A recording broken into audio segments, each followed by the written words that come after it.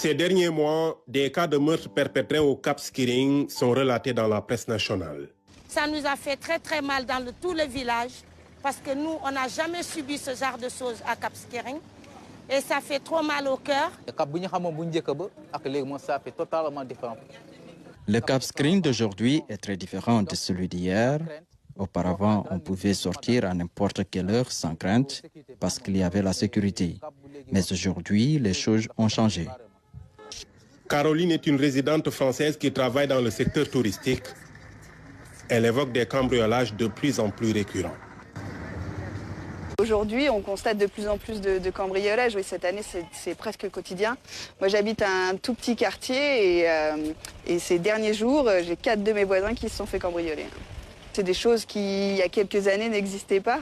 Et donc aujourd'hui, ça force à faire attention à un peu tout et c'est très difficile. Son amie Lénora Hamon, dite Penda, a elle-même été victime de cambriolage. Il y a beaucoup de voisins, enfin voilà, il y a quand même une belle ambiance de quartier. Et un jour, donc en rentrant du travail, je me suis aperçue que ma porte était ouverte. Elle avait été forcée.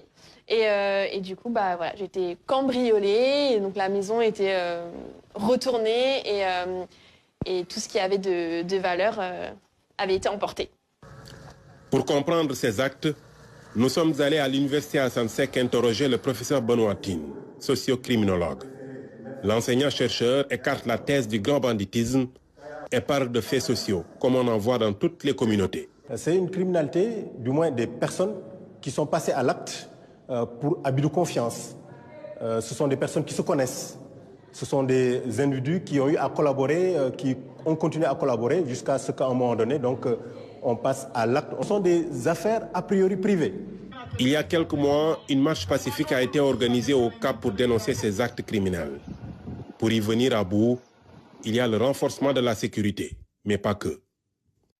Moi, je dis seulement de renforcer la sécurité, renforcer. Finalement, je travaille beaucoup, franchement, mais c'est petit. C'est petit. Il ne faut pas bien sur le Cap Skirring.